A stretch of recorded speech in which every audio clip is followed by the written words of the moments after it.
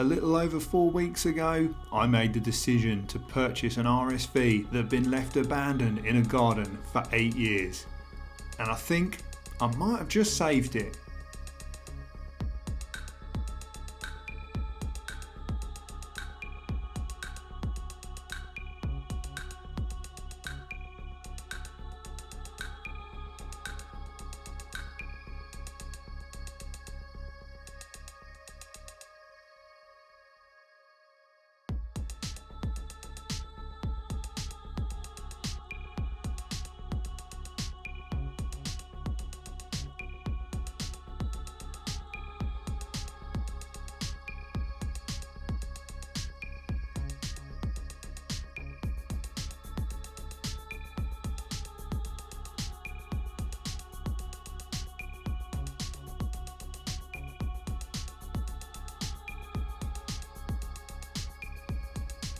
Let's roll the time back 1 week.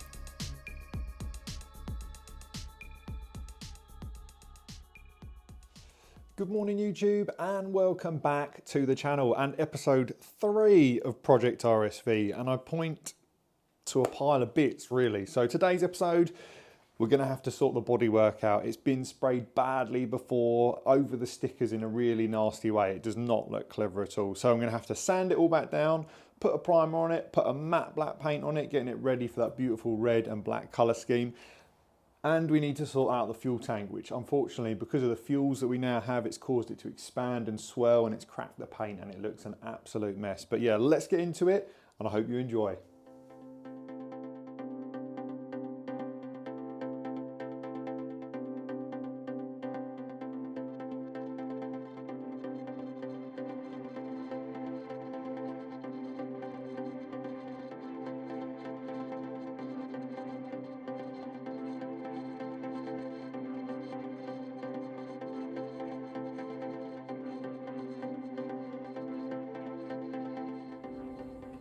There were a few people in the first video that said these could just be undone by doing the Allen keys, and which I'm going to show you now is that one in there. Once the cap is shut, you can't undo it, which holds it down to the tank. So obviously for security reasons, if you could just undo those Allen keys on the top, pop out, someone could either steal your fuel or contaminate it. But hopefully that answers the question. I see it a few times in the comment, people saying, oh, you're mad drilling it.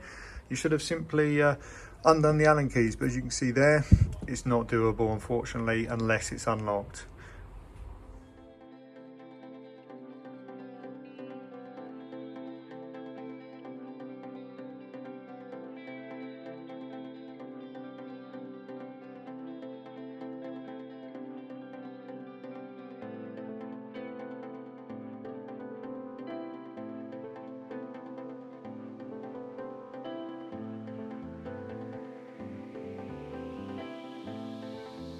With the new fuel cap fitted, it was time to start stripping the bike down further. This involved dismantling the nose cone, which held the headlight assembly.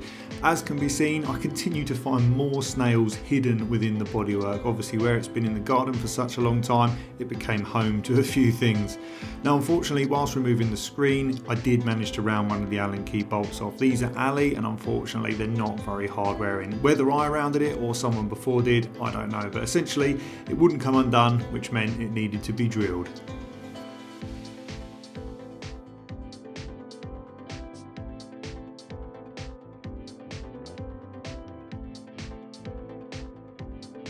Next, it was on to sorting the fuel tank in preparation for paint. Again, I had to remove the whole fuel pump assembly and I drained all the petrol, and I'm going to refill it with brand new fuel fresh from Shell V-Power so that we can ensure it's working absolutely perfectly for that first road ride.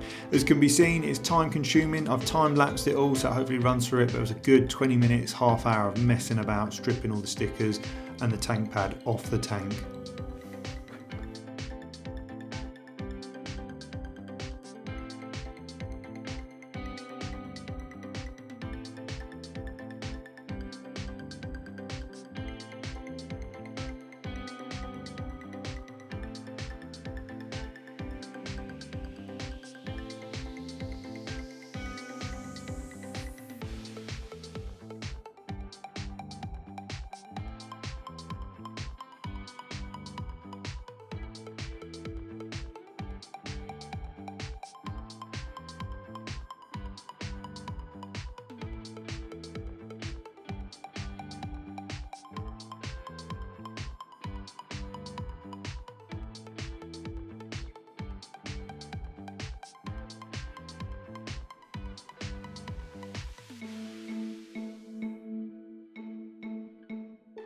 That's the fuel tank stickers removed. As you can see, the bike was obviously a beautiful matte black before, and then someone just had a go at masking badly around the stickers, not to replace the stickers and painting around them. You can see the steps. So the good news is that's going to give me a location for where mine need to go, but obviously we do need to sand it all back smooth anyway. This one isn't a sticker, someone just hasn't degreased it. I tried to pick it and there is actually nothing under there. Obviously that one was painted around. You can see them, they're just disgusting. But yeah, what I'm going to do now, I mean the camera's probably going to go flat because I'm unfortunately running an old GoPro Hero 8 as my 11's been sent off as I smashed it up again. But yeah, let's start wet sanding this down, being careful of the new fuel cap, and then once we're ready to paint I'll remove this. As we've took the pump out and drained all the fuel, it will get a fresh tank when it goes back together.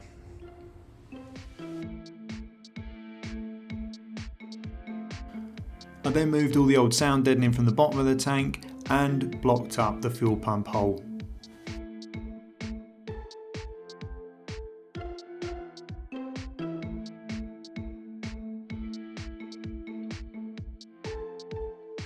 Bodywork and painting is just awful. I hate it, I'm not very good at it, and hats off to those that do it day in, day out. Now the reason I went for matte black is it's actually the base colour for the colour scheme we're going for, thank God, as unfortunately anything with gloss can just be a real pain to get the perfection right, especially when you're painting outside. But I sanded everything down as best as possible, knowing full well that the stickers would cover the areas with the indentations that were in there from where the previous painter had simply masked around the old stickers and not replaced them.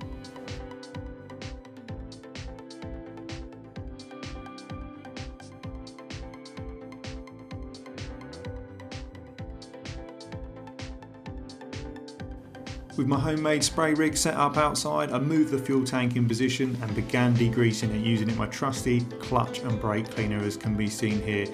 Now ultimately for me the perfect finish would be priming it, sanding it back down and then putting the colour on, but as I was going with a matte finish we didn't need a deep glass smooth finish, so I simply sprayed the primer, let it dry and put the colour down. And I've got to admit, for the time spent, especially as it was outside in the sort of coldish temperature, it has come out really well.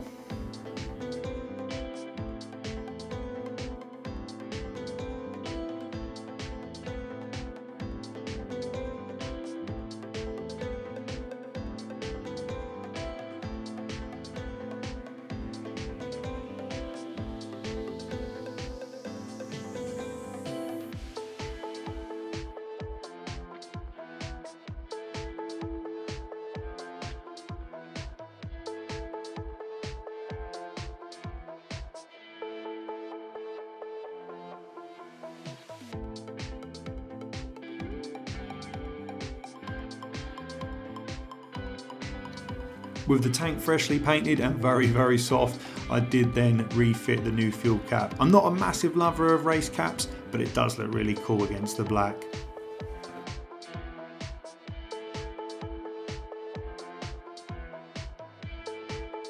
Finally, the rubber mounts go back in place and the bracket for the tank to the frame, and then it's moved back into the workshop where we can appreciate the beauty that I've completed, well at least I thought so anyway, and refit the fuel pump.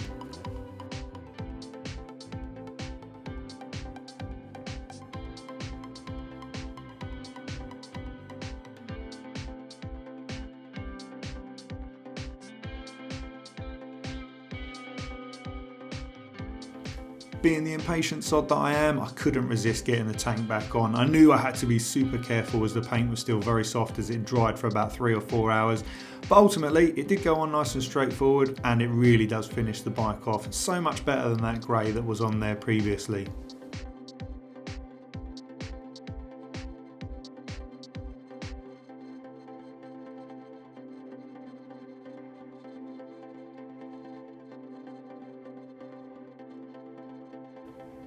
I didn't film all of the painting process, it's exactly the same as I've done with the fuel tank, but ultimately I started working on the rest of the bike, getting everything ready to go back on, and it's really now starting to take shape.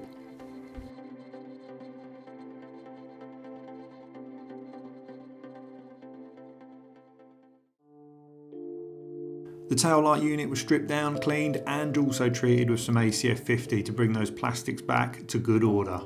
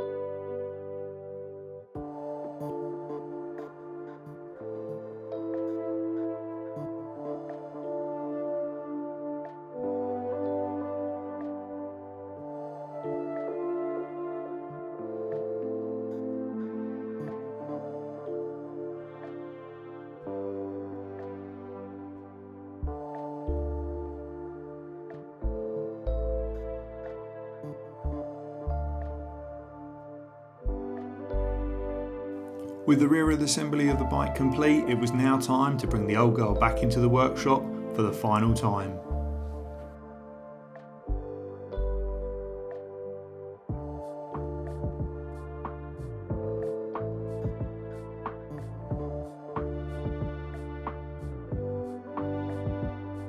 The following day I was itching to get some fuel in the bike, mainly just to make sure that the fuel tank seal had worked correctly, as there'd be nothing worse than putting painted bodywork on for it then all to drip down and strip the paint off.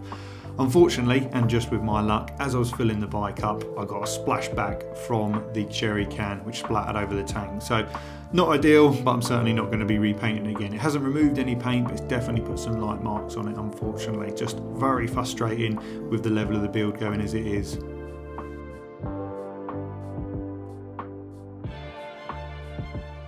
Again, my trusty love for the ACF 50 continues, spraying all the plastics on the side in trims and then getting them fitted up. Looks night and day difference with a bit of oil on there.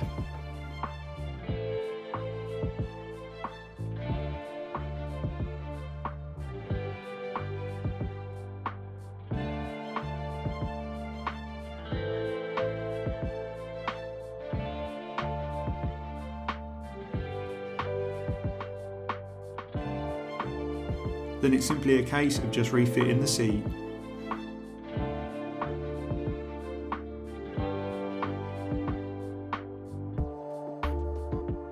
The final bit of really grind bodywork, the belly fairing. I took it back outside again, soaked it with a trusty snow foam and using a little brush just agitated it all to release it and then re-rinsed it, bringing it back to as well as I possibly could without painting it. Now I knew the belly pan wasn't pristine, but I wasn't interested in painting it, one because it being a gloss colour and two that it was the right colour for the black and red scheme that I needed. So ultimately a bit of machine polishing, detailers don't shoot me down here, I know it wasn't done perfectly, but it ultimately has night and dayed it again, really bringing that red back out to its natural colour. Refitting the belly pan is very much the same as the removal, not really a complicated job at all, and I must say Aprilia really thought this through when building this bike because it's very easy to take apart.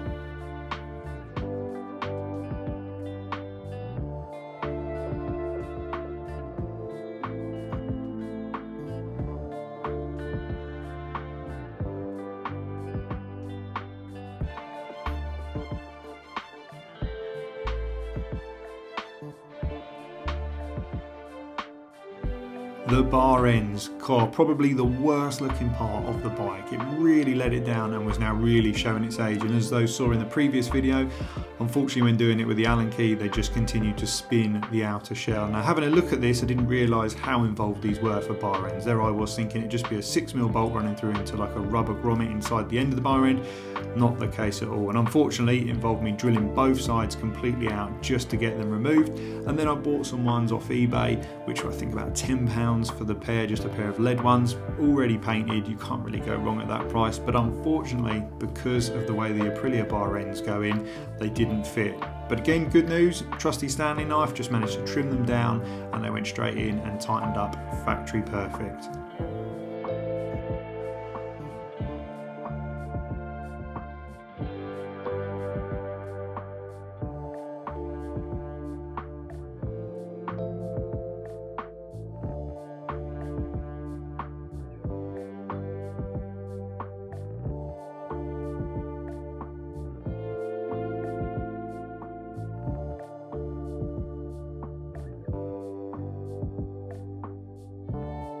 Again, the painting continued, more and more matte black underway, and for those who could probably saw in the earlier clips, I didn't wear a mask. It's definitely not a good thing, even being outside. You really want to keep your lungs protected from that stuff, but I'm not going to dwell on the past now. Taken a couple of years off my life, no doubt, but the parts are really starting to come together.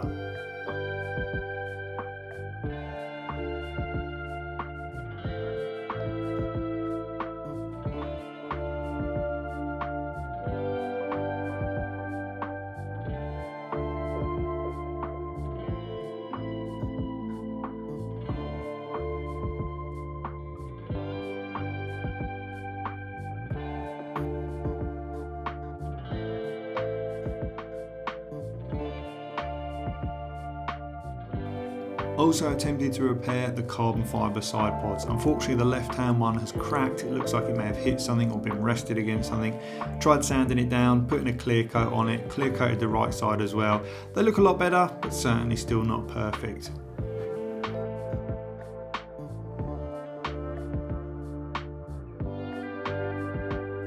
With the side air pods refitted, it was then on to the in-trim fairing that goes between the frame and the side panels. Nice and easy to do, 2 screws, and then it was just simply a case of refitting all of the components such as the side vent onto the side fairing and getting it all back on the bike.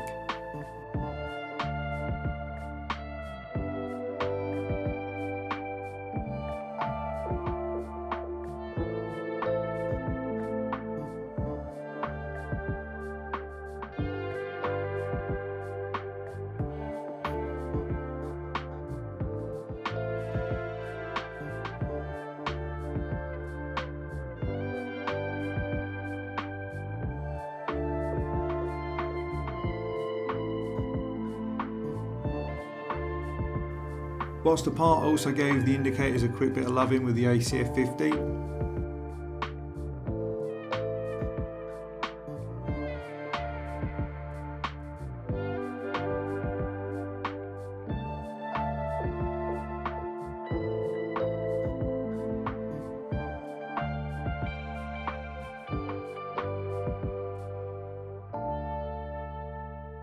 Onto the nose cone and refitting the screen. So as we mentioned earlier, unfortunately the little Allen bolts that were on there previously were soft. One of them had rounded off, they were looking pretty tight. I ended up ordering some M6 bolts that matched the wing mirror mounting point, so it looks completely uniform across the nose cone. And I must say, I'm really happy with how it's turned out, even though I'm not the biggest lover of black screens.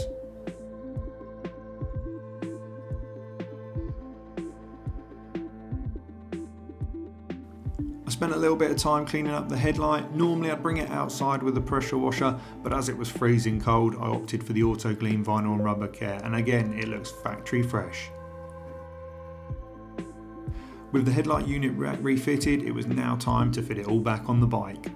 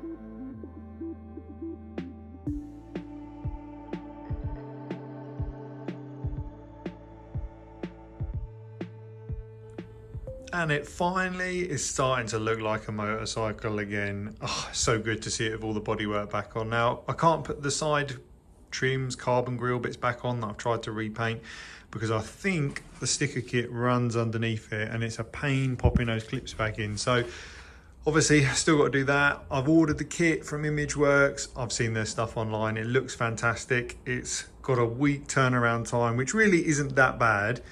Unfortunately, I left it last minute to order the kit, got stuck into the painting, whereas I really should have contacted them and got that rolling. So apologies, this video's out a little bit later than we hoped. But yeah, I mean, these didn't repair amazing. The left one looks spot on, the right one, not so great. But to give you an idea, without, oh yeah, look at that, really finishes that front end off. I mean, I guess it's sort of like me without a beard, it just looks a bit odd. So yeah, can't wait to get the sticker kit here, get this on, and it's probably going to be a couple of days now before I touch it again. I'm going to quickly throw the mirrors on now, which I'll let you join me with. And then yeah, I think that is all our nuts and bolts done until the stickers start going on. As can be seen here, I made a slight mistake in refitting the nose cone without installing the wing mirror brackets underneath. Thankfully, all didn't have to come off again, just 2 bolts either side. And then again, armed with the ACF 50, I treated the mirrors. What a difference, especially where they looked almost grey from where they've been outside for so long, and a quick spray of that and they look factory fresh again.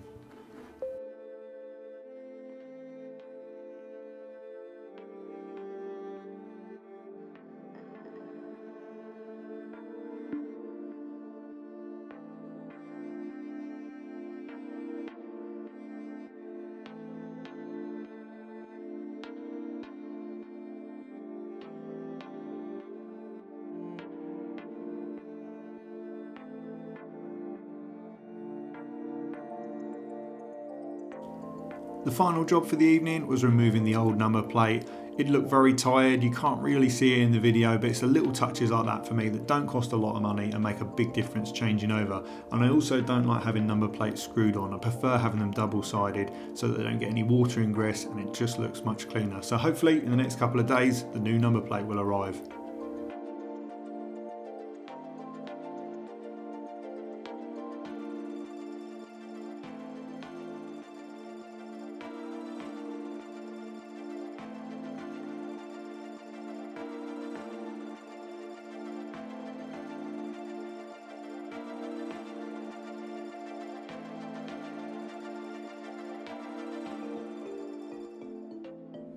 With the weather absolutely disgusting outside today and just long wait for the sticker kit, I thought, you know what, it's got to be time I pull apart the calipers. Just have a quick look, check everything looks in good order. I'm led to believe the pistons in these are ceramic. Let me know in the comments if they're not. So they should be in good order.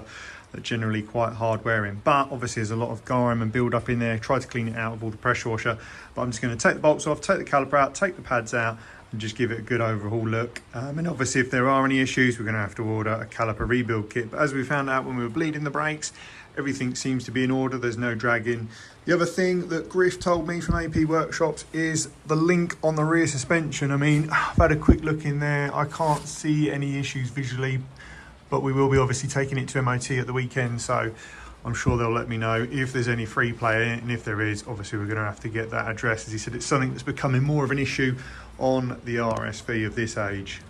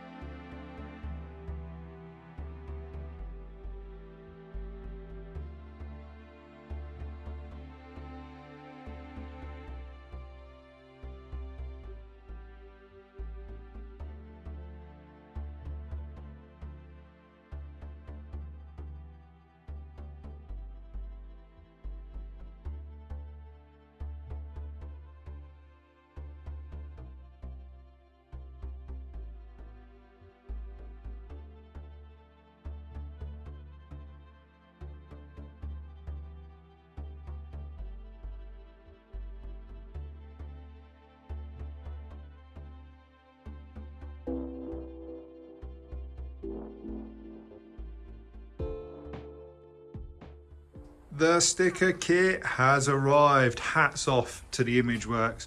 I was really worried it wasn't going to make it for this day, and it's Thursday today. I thought it was going to be early next week. When they said it's going to take about a week, I thought, oh, there's no way they're going to arrive. And they've done the colour scheme I've requested. Obviously, we've got the blue film on here on the top, and then the adhesive cover on the back. But from what I can see so far, look absolutely awesome. They've nailed the colour scheme that I wanted. So let's see how I get on. I've not done stickers like this size. I mean, I've tried to tint a window and that was disastrous. So I hope that's not going to be the same case. They do offer a fitting service.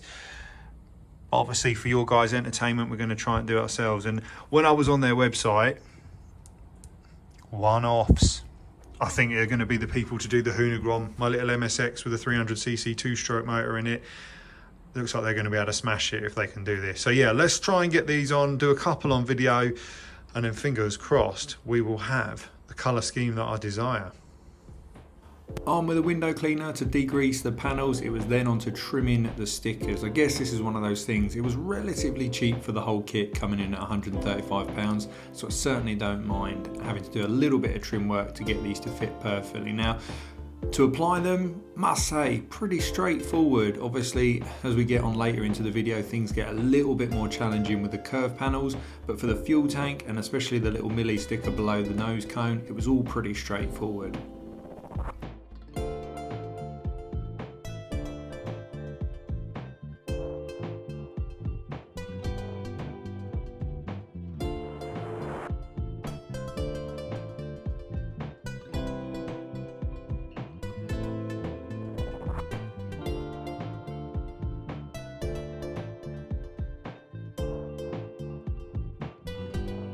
The side fairing decal took a little bit more time to line up, and did I get it perfect? Well, like this project, near enough I think with most of it. Bear in mind it's been painted at home, stickered at home in a cold garage. I certainly can't complain with the transformation.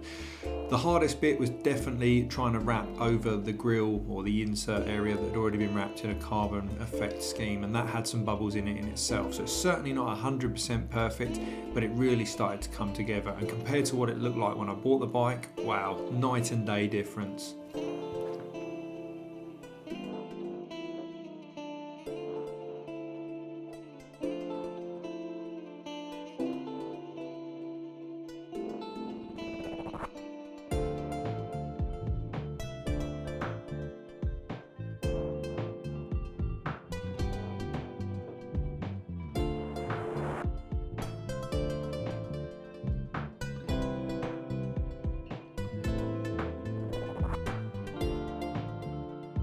The tail stickers, oh man, I just didn't get this right hand side perfect. I'm certainly not 100% behind it, but like all things, especially in this situation, I was learning, and the left side looks absolutely perfect. Well, perfect for me anyway. Just a shame I couldn't deliver it on my first go on the right hand curve. I just used a little bit too much heat, a little bit too much stretch, but like all things, experience is a life lesson, and that's what we had to go with at the time.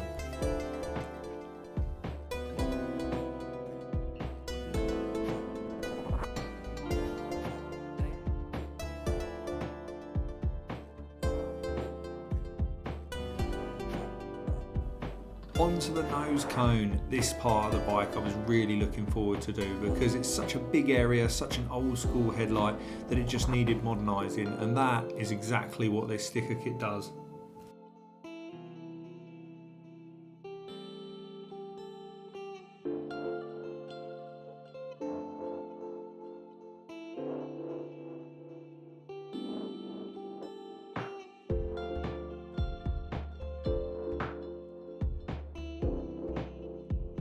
With the red racing stripes in place and really tying in that nose cone, it was time to open up those holes that the sticker had covered for the screen. Pretty straightforward. I just used a 5mm drill bit to open it up, and then it was on to getting the trusty line just on the corners. Now, it almost looks like I've got a little bubble in the corner, but this is sadly a little bit of a reaction under the paint and not the sticker's fault.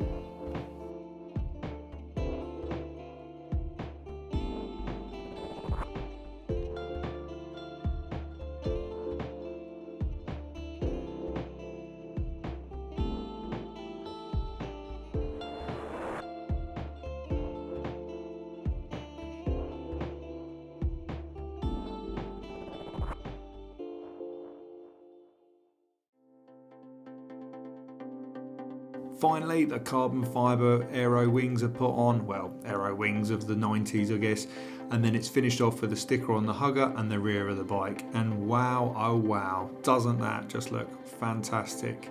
The final finishing piece is simply putting the new number plate on that arrived the same morning, and then start the bike up to check everything was alright.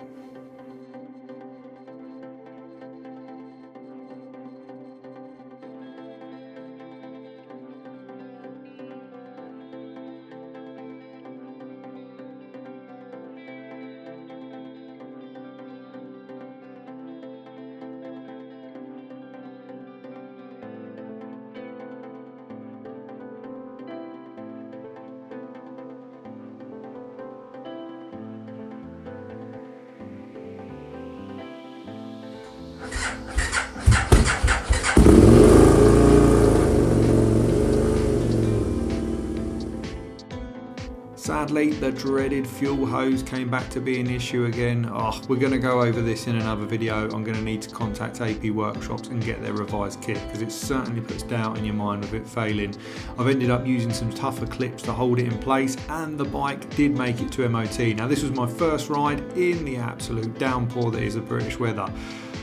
Is it a fantastic bike to ride? Well, initial impressions are very good, but as it was so wet out, I really didn't get to experience what the true meaning of the RSV is. It's been so long since I've ridden one, and I can't wait to get it open on the roads when it's dry. So hopefully you enjoyed the video. If so, make sure you hit that like button, consider subscribing, and the next video we'll be going out on the road and finally discussing the full cost breakdown of Project RSV. Thanks for watching.